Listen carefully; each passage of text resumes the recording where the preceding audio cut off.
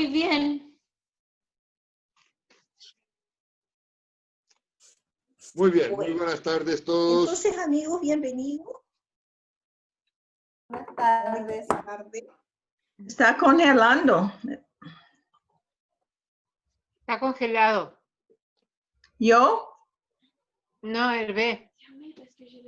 Sí, Todo es antes fue posible. María Elena.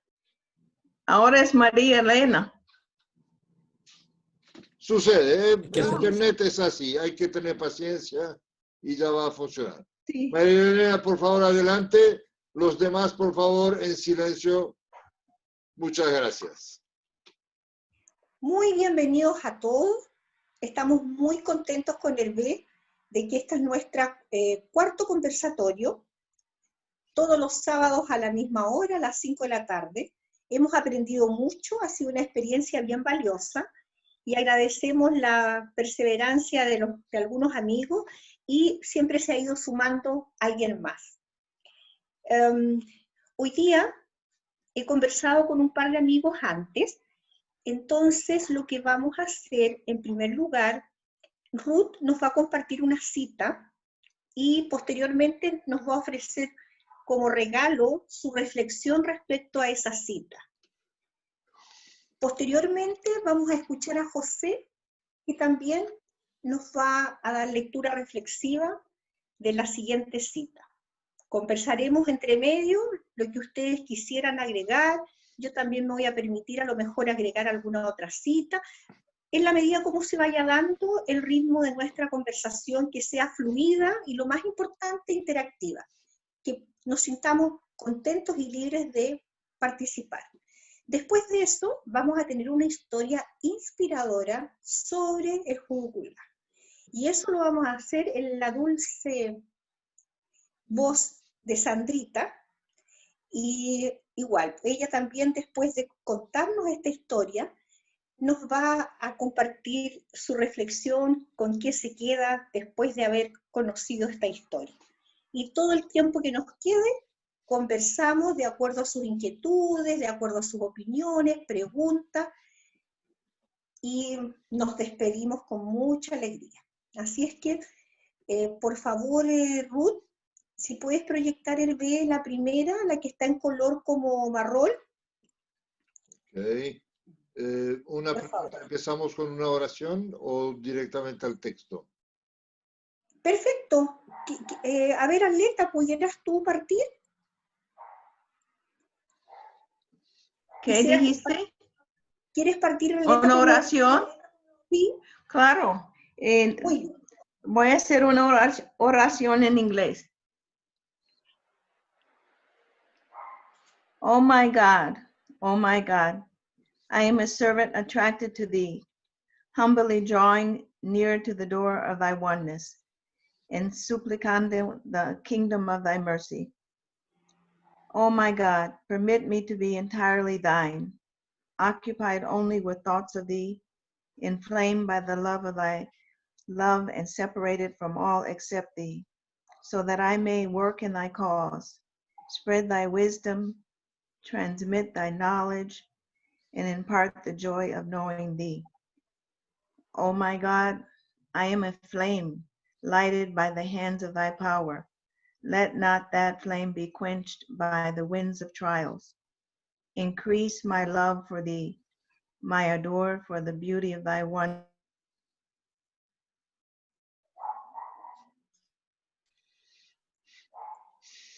Está en el celular ahora, así que la Mónica le dejo el...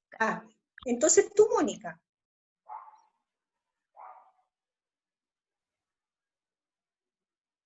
¿Se te cayó la conexión, Hervé? Cayó, pero volvió. Ah, qué bien. ¿Vamos con el primer texto? Por favor. Muy bien.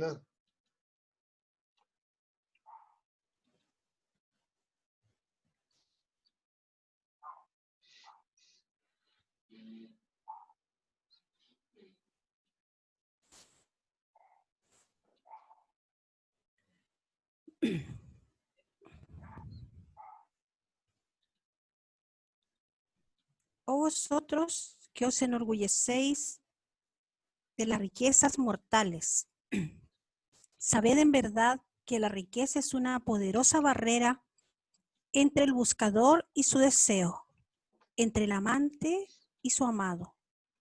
Los ricos, salvo unos pocos, de ningún modo alcanzarán la corte de su presencia, ni entrarán en la ciudad del contento y la resignación.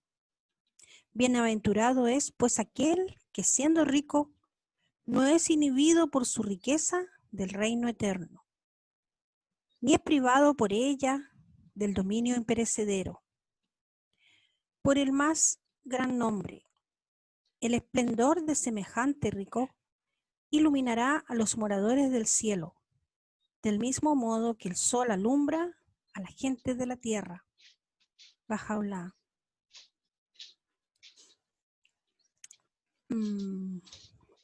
Bueno, con la riqueza, recuerdo yo haber leído otra cita de Abdul-Bahá, que dice que el ser humano tiende a pensar cuando está bien, cuando tiene medios materiales, y bueno, riqueza que le permite acceso a todo, tiende a olvidarse que todo lo que tiene viene de Dios, y empieza a pensar que se debe a sí mismo, y por lo tanto se aleja, porque piensa que es su mérito, su inteligencia, su habilidad, y que dice que solamente no está diciendo que los ricos siempre están excluidos, sino que cuando son personas que no permiten que la riqueza se interponga entre ellos y Dios, ellos son un esplendor, dice, que puede iluminar la tierra, claro, porque ellos pueden contribuir con su riqueza al bienestar de la humanidad, a la educación, dice en otros libros de Abdul-Bahá, a muchas cosas que benefician a los más vulnerables, hacer avanzar a los demás también.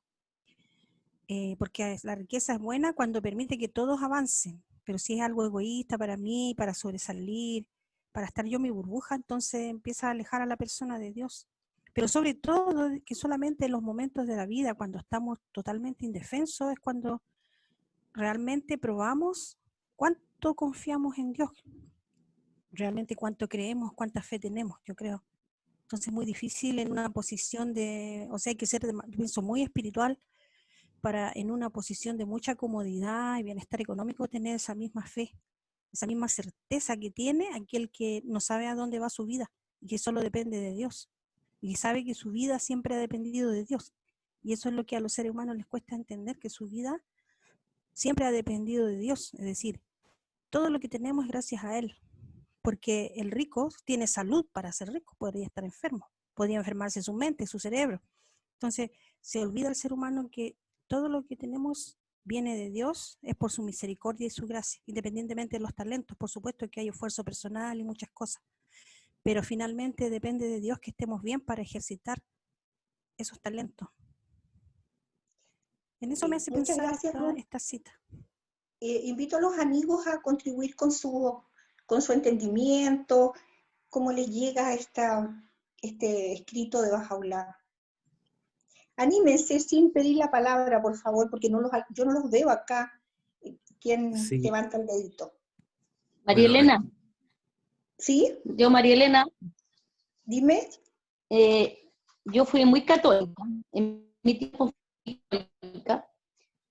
Y cuando en la Iglesia Católica no se profundiza la palabra como lo hacemos nosotros.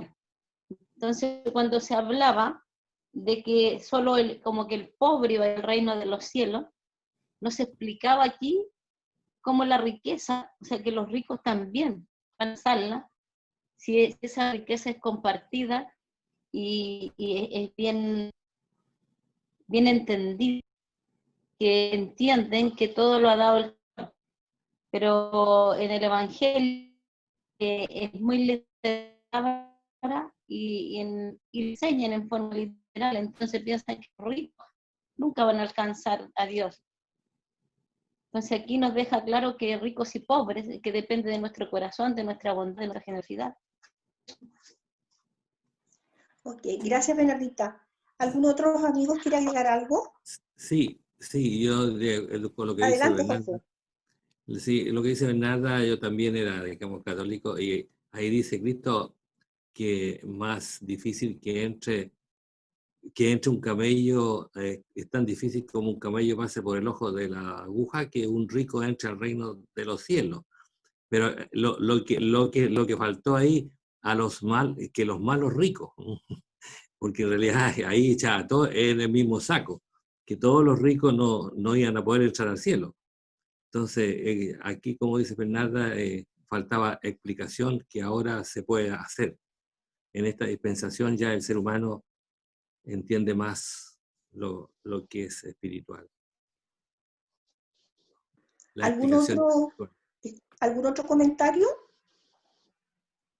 Sí, que en el fondo la Adelante. riqueza, si la riqueza, o sea, las personas pueden obtener su dinero, digamos, por su desarrollo intelectual y todo eso, pero en el fondo no tiene que ser el fin de su vida. Cuando ya pasa a ser como es el foco, ahí se pierde el sentido. Entonces yo creo que ahí es donde nos podemos perder, en entender qué significa tener riqueza, como bien lo explicó Ruth. Nos perdemos en el sentido que pensamos que gracias a nosotros, a nuestro esfuerzo y todo eso, es porque podemos tener estas riquezas o tener mejor capacidad económica. Entonces, yo creo que ahí es cuando se pierde el sentido. Entonces, cuando no es el fin de nuestras vidas, solamente llega como respuesta a un desarrollo intelectual o una capacidad, ahí, claro, pero esta riqueza siempre es como todo lo que tenemos que es prestado. Entonces, en cualquier momento puede irse o llegar más, no sé, pero en el fondo siempre tenemos que tener ese sentido de que tenemos que compartirla y que no es solamente por nuestros propios méritos. Muchas gracias, Yo quería Sandrita. agregar algo, María Elena, ¿puedo? Perfecto, por Sí. supuesto. El tema es cómo también definimos el término rico. ¿Okay? O sea que nosotros, por supuesto, cuando hablamos de rico, normalmente, estamos pensando en Bill Gates. Entonces, claro que, o el otro, el de Amazon, ahora se me fue el nombre, pero no importa. O sea que esos multibillonarios americanos de otros países, porque no son los únicos, entonces pensamos efectivamente que ellos son los ricos. Yo creo que ese es un entendimiento muy limitado. ¿Por qué? Porque esos son los pocos multimillonarios que están por ahí y que efectivamente tienen una cantidad de recursos que son exagerados, inclusive, porque no corresponde que tanta riqueza esté en tan pocas manos. Pero aparte de eso, lo que hablamos en general, o sea que la mayoría de los pueblos del mundo, felizmente, salimos de la pobreza.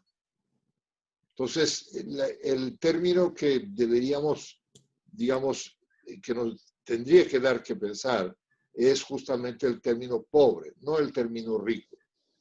Porque si definimos bien lo que es pobreza, entonces podemos entender mejor lo que significa ser rico.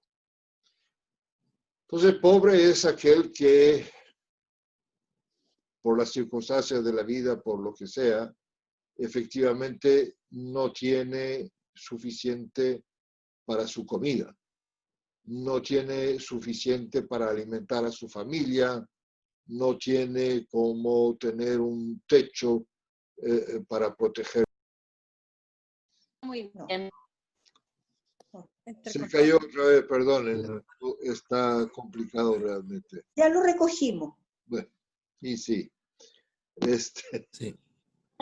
infelizmente está Como complicado. Pero bueno, estaba simplemente terminando de decir, o sea que si nosotros entendemos realmente esa definición de pobre, vamos a poder entender mejor que efectivamente nosotros que estamos aquí y muchos de las otras personas que también están alrededor nuestro, no somos pobres, sino que somos ricos. No seremos multimillonarios, por supuesto. Eso también se entiende claramente. Pero felizmente, o sea, ninguno de nosotros está en una situación en que le falte algo o que no pueda satisfacer su hambre o que no pueda dar lo suficiente a su familia, etcétera, etcétera. Entonces, con ese entendimiento podemos mejor percibir que efectivamente somos ricos. Esa es nuestra realidad. Eso. Muchas Pero gracias, hay- Bello. hay- Yo voy a claro, compartir una carta respuesta que dio la Casa Universal de Justicia a un creyente que al parecer cuando leyó algunos textos empezó un poquito a asustarse sobre poseer el dinero que tenía. Entonces ya estaba como con temor. Entonces la Casa Universal de Justicia le dice, en cuanto a su temor acerca del dinero, mire qué interesante lo que le dice. La obtención de riqueza no constituye en sí misma una meta aterradora. Antes bien, es una necesidad práctica. El problema, dice la Casa Universal de Justicia, con la riqueza surge de la actitud inadecuada hacia su posición y empleo.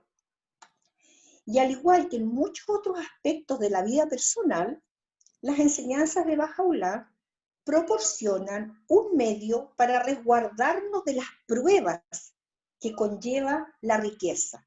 ¿Y cómo nos resguarda de esa prueba? Es a través de haber ordenado la ley del jugo ocular. Porque esta ley es la que ofrece oportunidad para aportar a los fondos Bahá'í y también estimular todo tipo de tareas filantrópicas por el bienestar de todos. Entonces, en esta cita podemos resumir bastante lo que hemos ido comprendiendo juntos ahora. claro, hay una cosa sí que yo quiero como compartir, que es que, bueno, la riqueza no es tan relativa, o sea, de un sentido espiritual somos ricos, tenemos la fe, sí, pero igual hay gente que tiene mucho dinero. No serán Bill Gates, ni serán el otro caballero del Facebook, Zuckerberg, pero tienen dinero. O sea, hay gente que tiene 2, 3 casas, 4 autos, que viaja por todo el mundo, que, no sé, que tiene un piso de ahorro para el futuro, que tiene empresas. Entonces, hay gente rica, sí, no solamente los multimillonarios, de hecho este orden económico que tenemos se presta para la inequidad. Entonces hay gente que tiene mucho y gente que tiene muy poco. Y entre medio está el resto que tratamos de sobrevivir pagando todo y no teniendo apoyo de nada, digamos, que es la famosa clase media. Entonces, la injusticia, yo creo que para mí el pasaje se refiere realmente a los que tienen medios y medios sólidos, digamos, ¿verdad? Ahora, por supuesto que los fondos de la fe y el jucú, todos debemos pagarlo porque es un privilegio, ahí somos todos ricos porque podemos tener ese privilegio, de alguna manera nos podemos arreglar y hacerlo. Pero sí pienso que realmente hay gente que tiene dinero y hay mucha inequidad también en el mundo. Entonces, viene esa advertencia, yo pienso por eso viene esa advertencia. Mónica, buenas tardes, ¿serías tan amable de desactivar tu audio, por favor? Ya, perdón, voy caminando. Ah, ya. Ok. Bueno, esa mirada que ofrece Ruth es súper válida, porque, como bien dice, por un lado, ve que ninguno de nosotros está expuesto a no satisfacer las necesidades esenciales básicas de cualquier ser humano ni de su familia. Tenemos habitación, tenemos vivienda en realidad, tenemos vestuario, la alimentación, podemos llevar a nuestros hijos a la educación y así muchas cosas. Pero lo otro que sobrepasa la moderación en todo y entras en gastos superfluos, que en el fondo, ¿qué es lo que satisfacen? Satisfacen el ego y sobre todo muestran una conducta desenfrenada de consumismo y materialismo. Entonces, ahí ya entramos entonces en otro análisis. Entonces, ha sido muy interesante compartir esta parte. Invitaría a José ahora si nos puede leer la segunda, digamos, el segundo escrito y también ofrecernos su comentario, por favor. ¿Puedes proyectarlo, Hervé, por favor? Ahí está.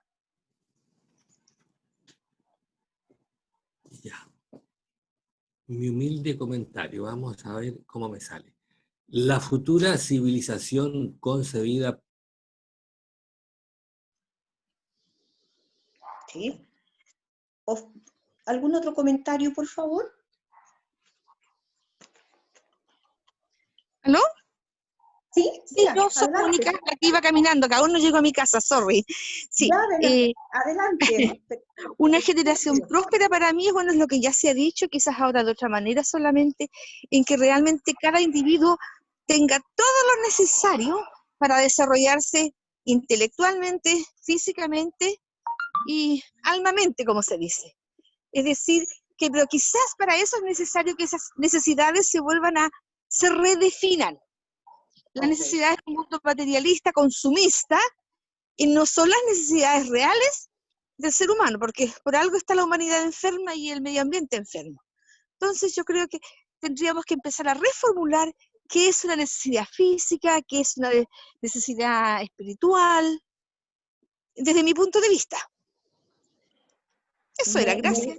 Gracias, me gusta mucho tu comentario, porque en realidad, como dices tú, tenemos que aprender a manejar nuestros bienes, y para eso tenemos que ver cuáles son nuestras necesidades, porque todos tenemos muchas, hay unas que son básicas, otras tal vez medianas, y otras que pueden ser solamente de confort, de gozo, de deleite, ¿no? Incluso suntuoso. Entonces, definir cuáles son nuestras necesidades que sí o sí tenemos que cubrir y priorizarlas, porque de repente podemos detectar 10 necesidades básicas, por poner un número, pero nuestros ingresos personales o familiares pueden dar solución al 40-50% de esas necesidades que evaluamos como impostergables. Entonces, sea como sea, tenemos que, lo que dices tú, hay que priorizarlas, identificar cuáles y empezar entonces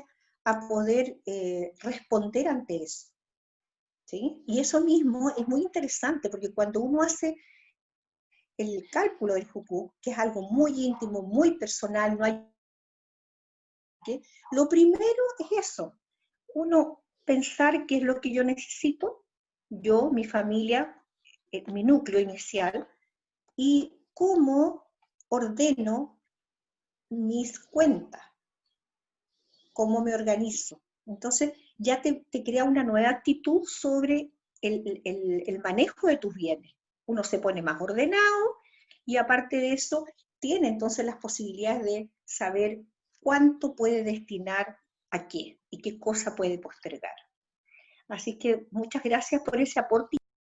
Entonces, muy interesante porque uno ahí también tiene que estar viendo no solamente su propio bienestar, como decían ustedes antes, sino que yo no me pongo al medio, tengo que ver la prosperidad de la sociedad y cómo contribuyo yo a eso, desde mi ordenamiento personal y familiar.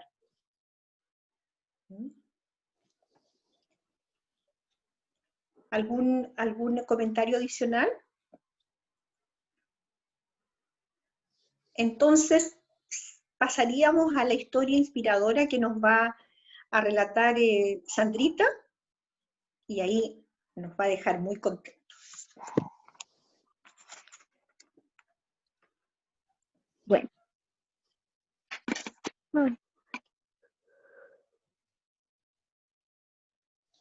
Bueno, esta es una historia de una creyente que escribió a la oficina del Jucuculá, y ella quería relatar su historia de amor por la ley del Jucuculá. Entonces, en el año 1992, ella recién supo de esta ley, y bueno, y pensó que nunca la iba a poder cumplir, porque a ella le costaba mucho administrar sus dineros, tampoco tenía un trabajo muy estable, y siempre veía que estaba como muy fuera de su alcance. Y bueno, años después su situación fue empeorando, y, y ella empezó a tener deudas y no sabía cómo pagar estas deudas. Bueno, y así ella, pero siempre tenía esto en su corazón de que quería dar cumplimiento a la ley, y empezó a hacer un ahorro. A pesar de sus dificultades, ella empezó a ahorrar, y empezó, porque ella tenía como en su espíritu siempre de querer hacer bien las cosas, y empezó a enviar en forma mensual $19. Esto como concepto del pago del Jucuculá. Y conversando con el fiduciario, ella le permitió que le ayudara a administrar sus cuentas, sus finanzas.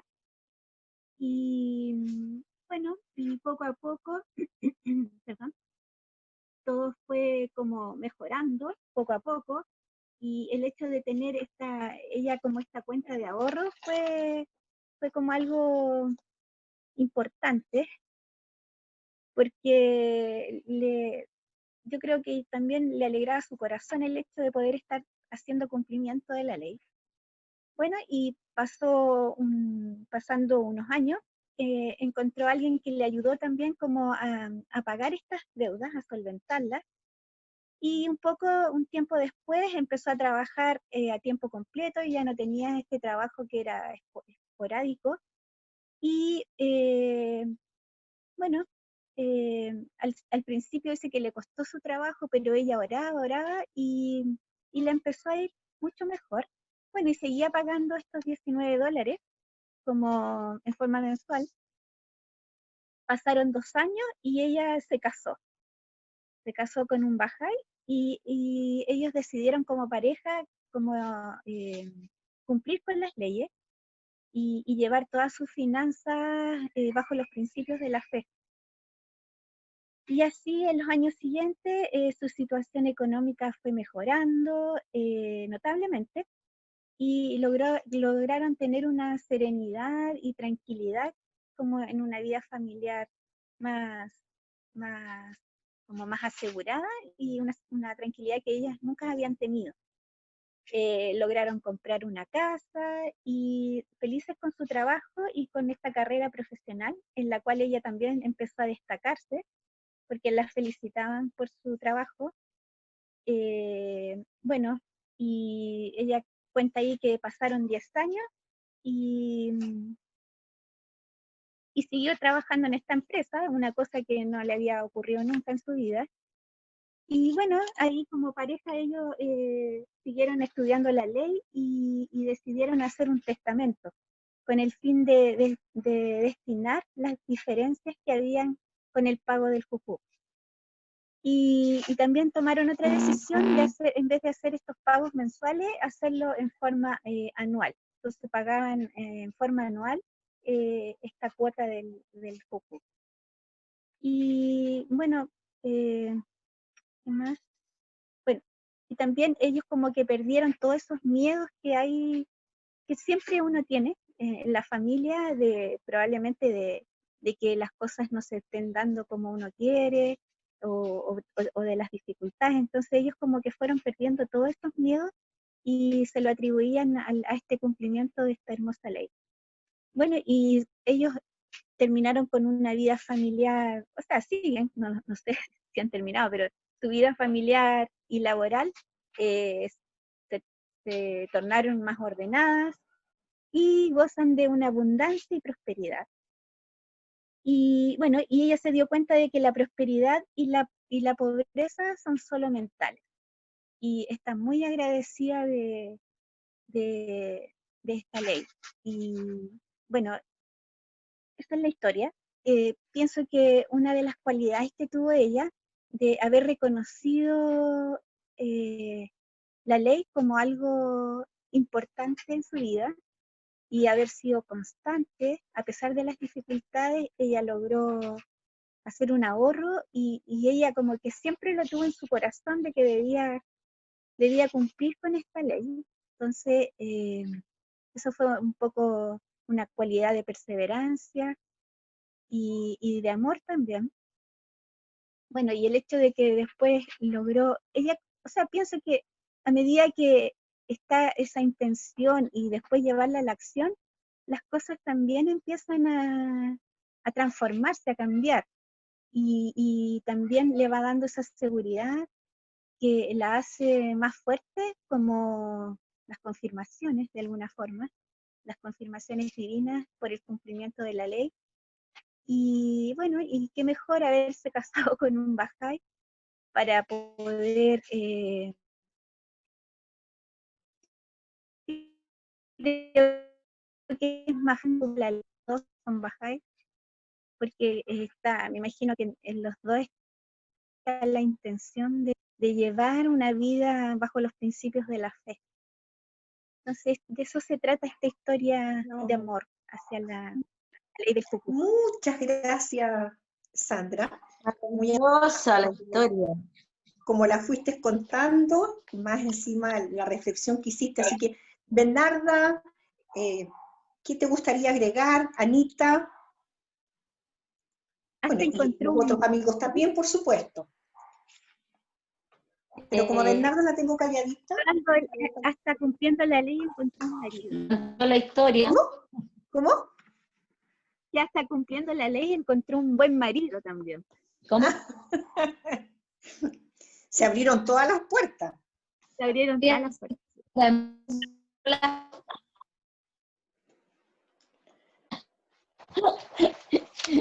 Voy a esperar que esté una de esas fuerzas de aquí. Así que apagar por si llega un bike. Bernarda, Mónica, Anita, ¿me quisiera sumarse, por favor?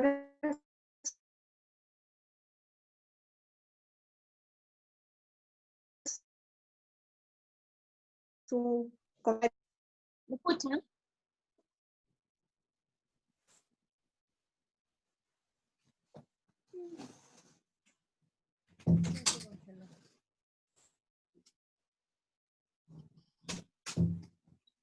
¿Se volvió a caer la conexión, parece? Parece que hay algo. La boté. Sí, se cayó. Disculpe, como estaba entrecortado, no sé cuál de ustedes estaba hablando. ¿Quién de ustedes estaba conversando antes de que se cayera la conexión?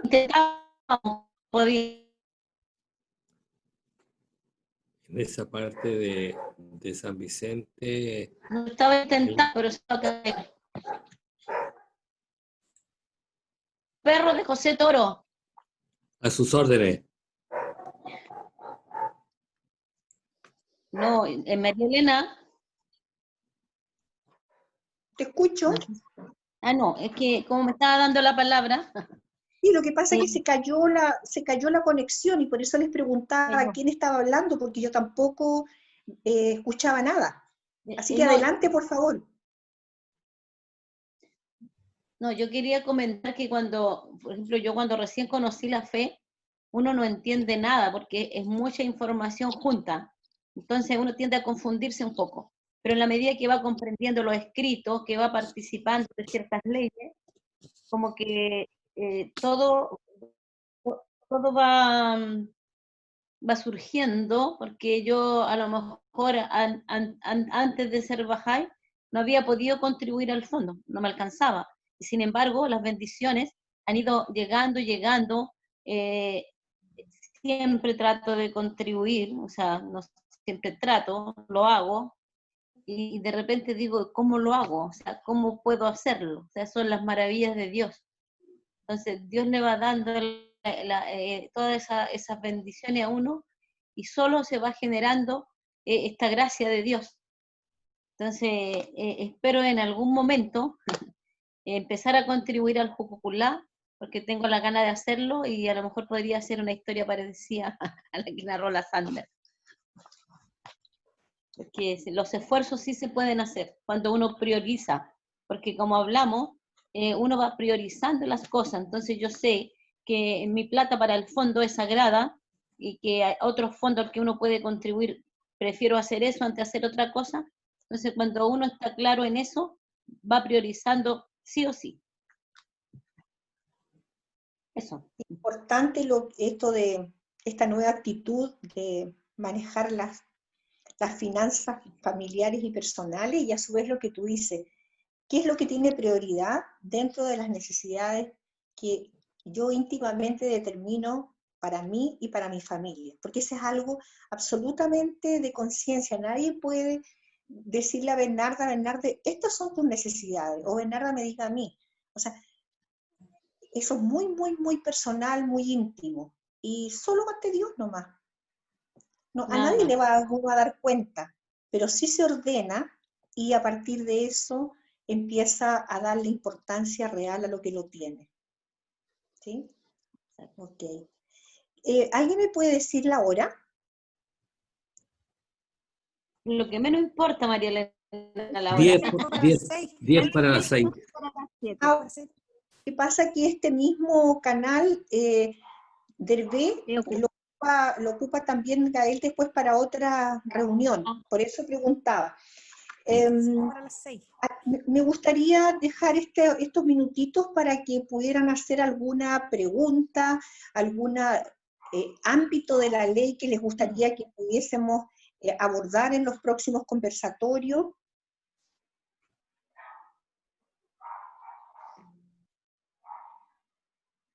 María Elena. Adelante, José. En realidad hay una historia real sobre de un Bahá'í desde que conoció la fe y no entendió a un principio muy bien lo que es la ley esta del Jucuculá, porque para Occidente esta ley empezó en 1992.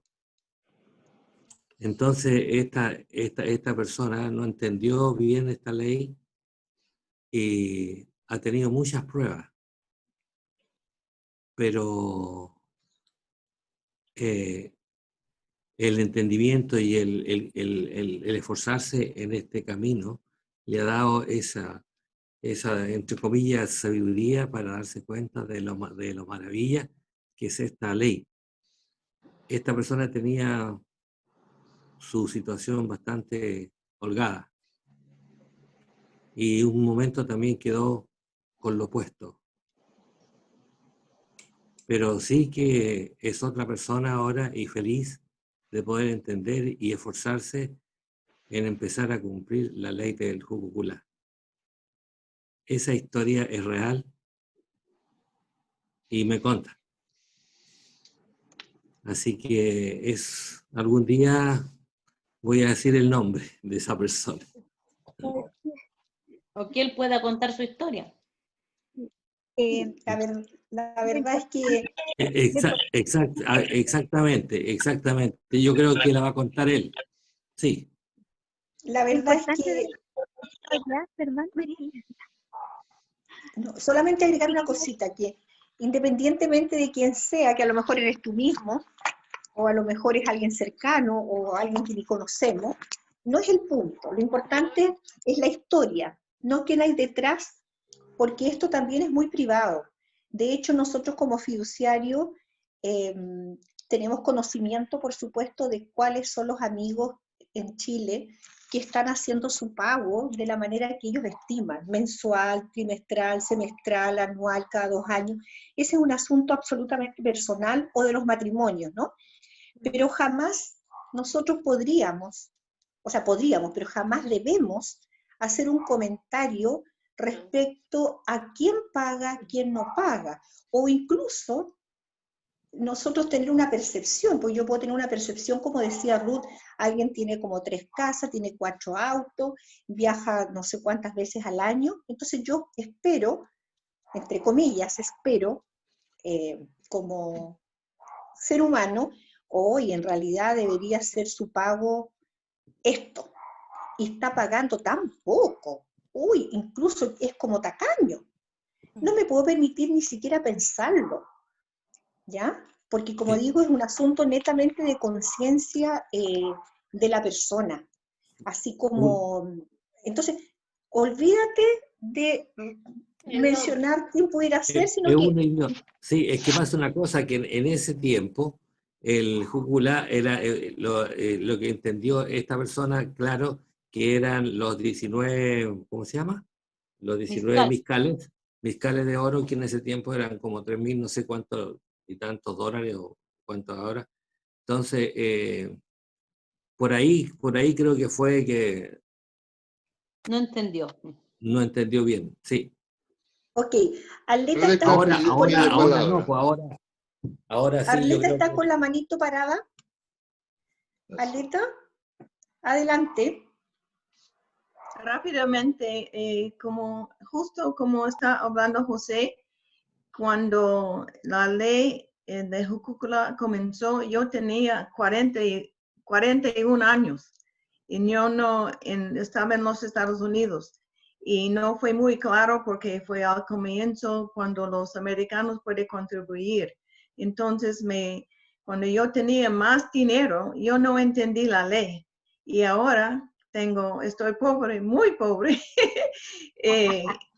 Ahora yo estoy más más interiorizada. No, es una cosa indispensable que yo no puedo contribuir el hukuk. Yo llamé a Ervir para ella poder explicarme y todo porque fue muy importante, porque yo me sentí como yo perdí muchos años. Incluso yo le dije a Ervir, yo puedo pagar doble. Y él me dijo, no, Arleta, no, porque no fue tu culpa. Nada más. Ok, muy bien. Elena, sí. Adelante, por favor. Pienso que lo importante, por ejemplo, de lo que dice la historia, ella pagaba $19 mensuales. Tampoco era un valor del cual estaba pagando lo que dice lo que dice la ley. Entonces yo creo que ahí es donde se produce de repente algunas confusiones, porque si la persona quiere pagar, aunque sea lo que sea, el aporte, y se supone que, bueno, las cosas van a ir mejorando, en algún momento podría llegar a pagar más tal vez. Entonces yo creo que el hecho de como de desprenderse de algo y hacerlo con amor y todo eso, yo creo que eso es lo más valioso que el valor mismo, o sea, de la cantidad. Entonces siento que lo más importante es como, si ya diste entendimiento a la ley, bueno, en lo que puedas, pago, aunque sea un poquito, pero ser constante, claro, empezar. Y si en algún momento puedo pagar más, aumento ese valor o pago una diferencia si es que lleva a tener tanto para cumplir bien la ley. Entonces, esto yo creo que eso es lo que hay que comprender. Claro.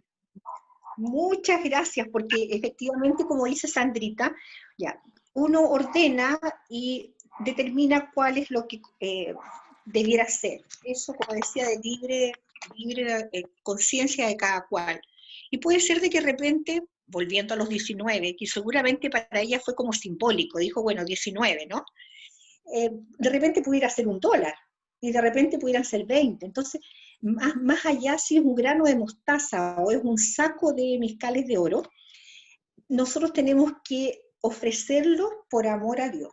Y tenemos que ofrecerlo por obediencia a la ley de Bahá'u'lláh. Eso es lo importante. Y pedirle que lo acepte. Porque no es una transacción financiera que yo entro, transfiero a la cuenta corriente del jugo Culá y listo. No. Uno tiene que orar realmente para que Dios acepte esa ofrenda, y para eso, Él, más allá de si es $1 o $100 o un miscal o 10 miscales, por poner un ejemplo, su aceptación depende, como digo, no del monto, depende del espíritu de alegría del creyente, depende de la alegría con la que, o sea, con el contento, como dice. Y ese desprendimiento que hablaba recién Sandrita, porque eso va realmente a hacer, de alguna manera, expresar que esa alma está en conexión con la manifestación de Dios. Es un alma recta, no está buscando protegerse ni el temor a Dios, ni tampoco como pseudo mostrarse como caritativo, porque bueno, yo voy a ayudar al mundo ya que tengo un poquito más, es muchísimo más allá. Entonces es muy importante, porque como dice, esta ley es la fuente de gracia, es fuente de abundancia y de todo bien, pero no solamente para quien lo ofrece, sino que para su familia, para sus descendientes y para todas las personas de esta civilización. Entonces, es muy trascendente. Los invito a terminar, que alguno de ustedes pudiera o entonar o recitar una palabra oculta, como quieran, y nos despedimos hasta el próximo sábado a las mismas 5. Ojalá puedan invitar a otros amigos. El próximo va a ser coordinado por Hervé, porque nos vamos alternando semana por semana. Muchas gracias, Hervé, por su colaboración. ¿Puede ser antes de la oración, antes de cortar todo eso, la foto? Por supuesto. También se saca los anteojos.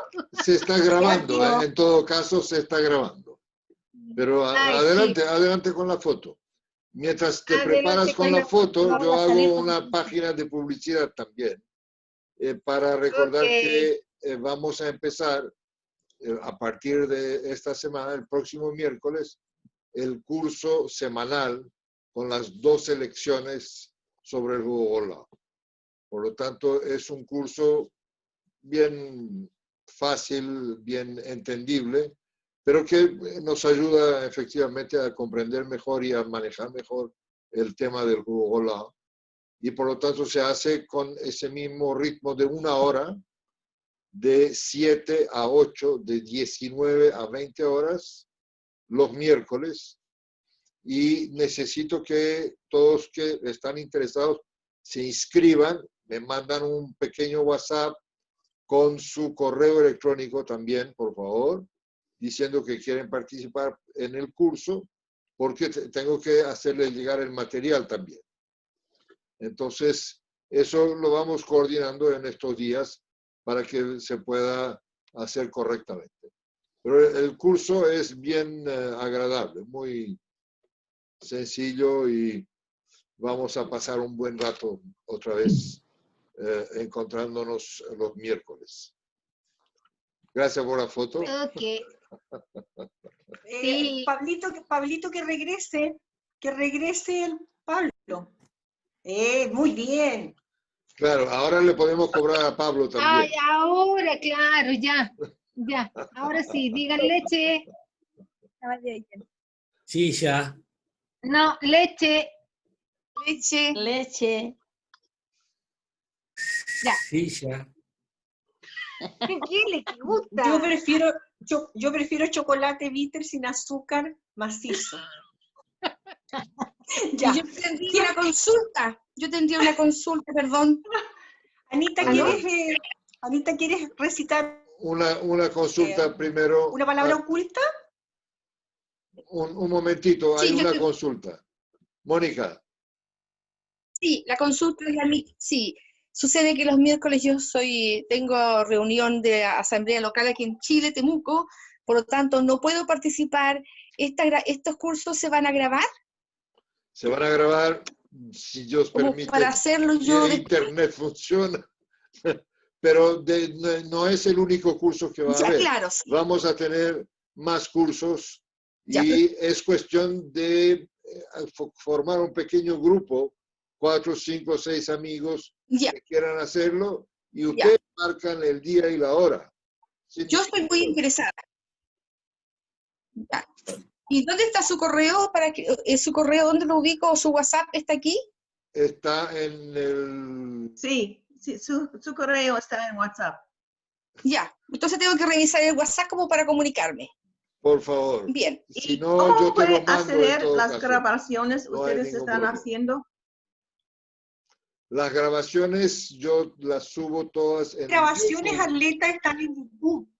YouTube. Me pides, yo te mando Están en YouTube. la conexión para el ¿A YouTube. dónde? ¿En qué página?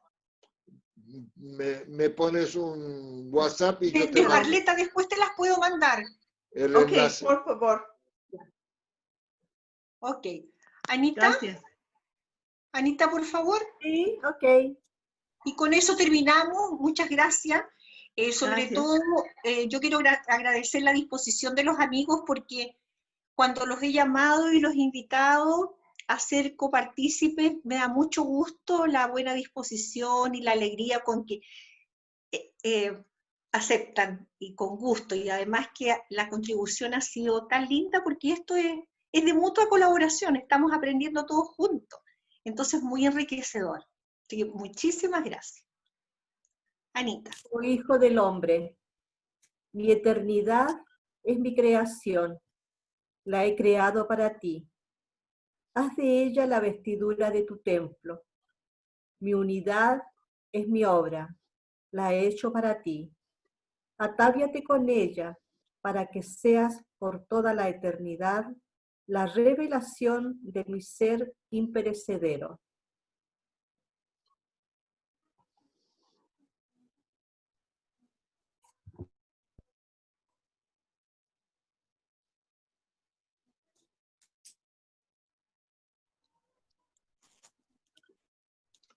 Muchas gracias, amigos. Hasta el próximo sábado, Dios mediante. Chao. Chao. Gracias por la Muchas gracias a invitación. todos. Chao. Adiós, muchas gracias a ustedes. Chao. Chao, Mariana. Nos vemos Chao, el martes. José. El martes nos vemos en la mañana.